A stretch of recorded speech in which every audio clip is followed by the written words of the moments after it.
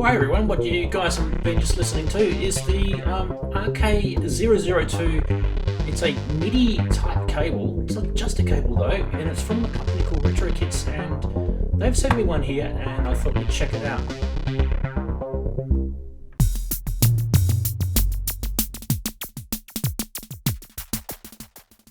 Well, thanks for watching, and this is all about the RK002 MIDI cable, and yeah, you can see here it's actually pretty cool. It actually doesn't require any power at all, and it has a whole bunch of functions that you can load into it. But before we do, let's just run over a couple of basic features of the RK002, and that is that it's a smart cable. It's actually got some brains inside, and inside the cable you'll be able to upload a bunch of predetermined firmwares which you can get from the Retrokits website, but also at the same time you can design your own. It's got a open source community, and it's very busy, so we'll go check a little bit out there. This is the DUI exchange portal for the RK002, and you can see it's quite active. There's a whole bunch of projects that people have submitted, and you can submit your own as well, so go check that out, that's for sure. You do have to register if you haven't already. We're also going to have a look at the available firmware you can get for this, which is pre-made by the Retrokits guys. You can get firmware for Volca Sample, the arpeggiator one, which we're checking out in this video. There's a Volca FM firmware, a Akai oscillator, and there's a Digitact one. There's also a MIDI sync one, and there's also a video out. And I don't really know much about the video out, and we won't be able to check that one out because there's a specific cable, but you can check that one out on their website. All right, let's go check out the arpeggiator. And what we need to do is we need to go to our lovely little setup we've got here. All right, so when you do ship the RK002 and it's preloaded with the firmware, they may actually send you a bit of documentation to go with it. And as you can see here, this is also on their website as well. I'll show you that. So there's a website, you can see the documentation is the same. All that information's there. And that would be more up to date. These may go out of date. But there's a whole bunch of information on this little card that they send out, which is really cool. So what we're going to do is we're just going to quickly run through the ARP and what it does. First thing you've got to do is when you turn this thing on, before you do that, we should remove any residual power by just shorting out those pins. There, like that. And when you first plug it in, you want to hold down the key of the command key that you want to set before you plug it in. So you hold it down like that, and plug it in, and within 3 seconds, let it go, and that will actually launch that command key for you. So you can see now that's just normal MIDI keyboard, and now I can use that command key and enable it. So once again, these are the settings. There's your command key there, and the first one next to it is to turn it on and off. And then you've got pattern down and pattern up, so we can try so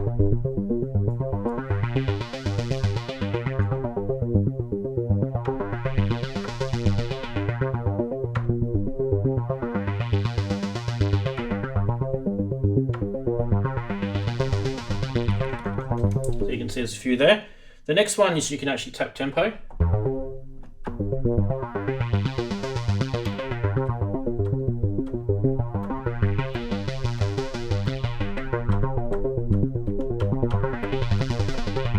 Like that.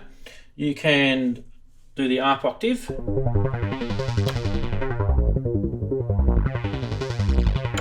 Down or up.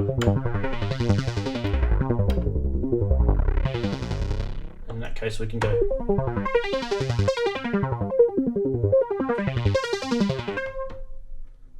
And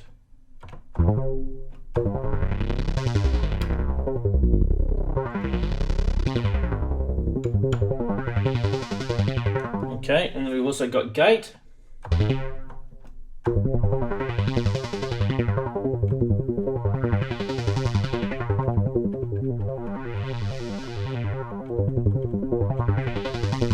That's up and down.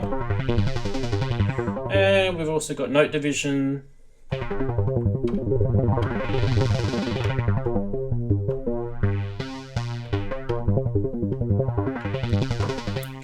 And the other cool one is we've got key hold. So let's do that one. We can let go of our keys, change octave. And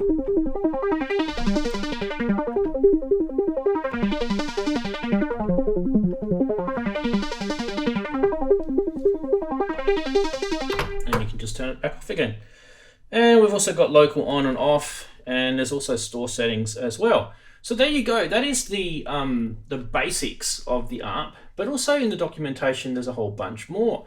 You can actually start with some hotkey startup. There's a whole bunch of things that you can do with a hotkey in combinations, and it will do that sort of stuff for you. So for example, if you wanted to set the tempo, so we hold down the hotkey, we press tap tempo, and we press ARP mode. I'm guessing that's ARP pattern down and ARP pattern up. Let's see if that's 120. Okay, and you can see that's running at, is the MIDI going through? That's 119. Now we can set that to 130 by going hotkey, tap tempo, and then octave up, which is that one. There you go, it's got almost to there, 130. It's supposed to be 130. So it's a bit out, but anyway, there you go. Let's make a delay at 130 on our mixer. Let's see if we can hear.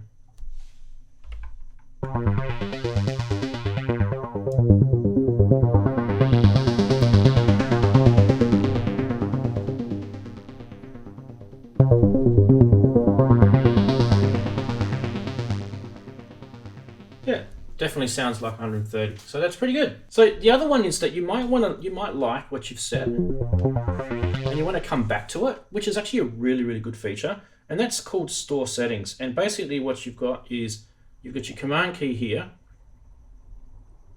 The 2 octaves up is your store settings. So you hold down your command key, and it does that to store the settings. And it will store the tempo and the ARP mode, everything that you've got built into it. So that is the ARP mode or arpeggiator mode on the RK002. I hope you guys enjoyed it.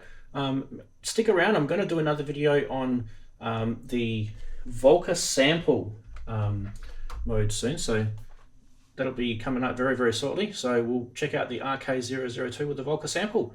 Hope you enjoyed it. Please do all the usual YouTube things to show me that you enjoyed this video.